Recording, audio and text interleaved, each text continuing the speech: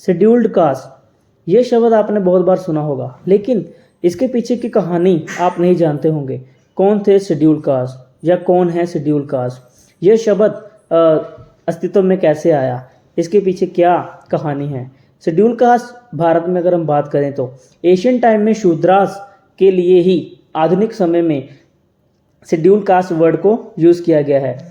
यह जो scheduled caste शब्द है, यह सबसे पहले गवर्नमेंट ऑफ इंडिया एक्ट 1935 में प्रयोग किया गया था उन सभी अलग अलग कास्ट के लिए जो कि लोअर कास्ट में आती थी, जिनमें सभी शूद्रास, दलित और ना जाने कितनी अलग अलग कास्ट जो कि निम्न वर्ग में थी, उनके लिए प्रयोग किया गया था।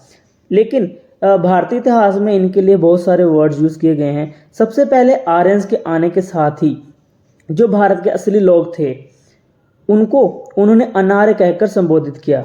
यह अगर आर्यन विजन थ्योरी को हम मानते हैं तो जो शूद्रास का कंसेप्ट है, सबसे पहले हमें रेशियल डिस्क्रिमिनेशन के थ्रू सबसे पहले आर्य और अनार्य के रूप में देखने को मिलता है। लेकिन जैसे जैसे वैदिक जो सोसाइटी थी उसका प्रोग्रेस होनी शुरू हुई तो उसके साथ हम देखते हैं कि भारतीय इतिहास में हमें 4 वर्ण देखने को मिलते हैं और चारों वर्णों का पहली बार जिक्र हमें ऋग्वेद के 10वें मंडल पूर्व सूक्त में देखने को मिलता है। और आज की वीडियो में हम बात करेंगे इनसे रिलेटेड अलग अलग टर्मिनोलॉजी की, कि कौन सी टर्मिनोलॉजी इनके लिए कब यूज की गई और किनके द्वारा यूज की गई।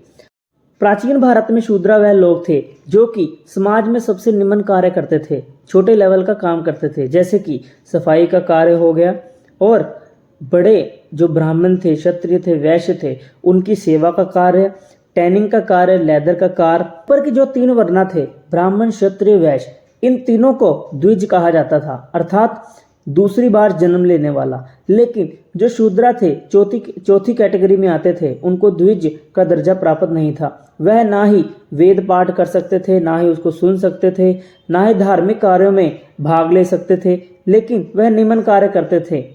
पनिनी ने अपनी अष्टाध्याय में 2 तरह के शूद्र का जिक्र किया है, जिसमें निष्कासित और अनिष्कासित। निष्कासित वह शूद्रास थे जिनको गांव से बाहर रखा जाता था, जो कि अनहाइजीनिक कार्य किया करते थे।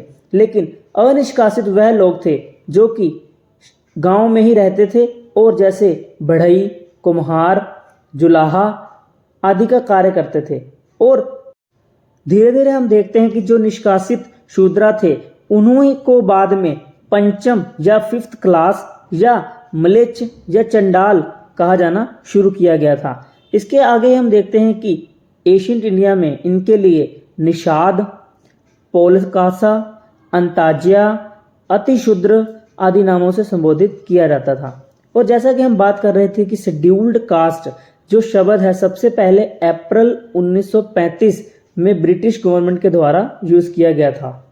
और एक शब्द हमको सबसे पॉपुलर सुनने को मिलता है दलित, जिसका अर्थ होता है अंडर प्रिविलेज, और जिसको बड़ी ऊंची कास्ट वाले लोगों के द्वारा दबाया गया, अंडर प्रिविलेज रखा गया, उनके अधिकार मारे गए, उनके लिए दलित शब्द यूज किया जाता है, जिसे सबसे पहले 1880 के दशक में महात्मा ज्योतिबा फूले ने प्रयोग किया था, और जिसका अर्थ था ब्रोकन और ओप्रेस्ड, जो कि और गांधी जी ने हरिजन शब्द का प्रयोग किया है, लेकिन हरिजन शब्द उनकी इजाद नहीं थी।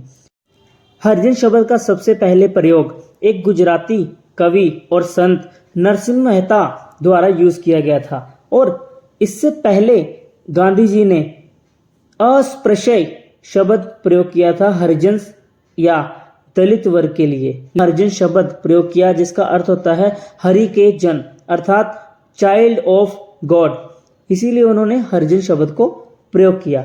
और आगे चलकर हम देखते हैं कि J.H. हर्टन जो कि एक्सटीरियर कास्ट वर्ड यूज करते हैं शेड्यूल्ड कास्ट के लिए, और ब्रिटिश ऑफिशियल्स ने अपने जो रिकॉर्ड्स हैं उसमें डिप्रेस्ड क्लासेस शब्द को प्रयोग किया है। और इसी के साथ हम देखते हैं कि साउथ इंडिया में आउटकास्ट, पारिहास और पारा या पराई शब्द का प्रयोग किया गया है।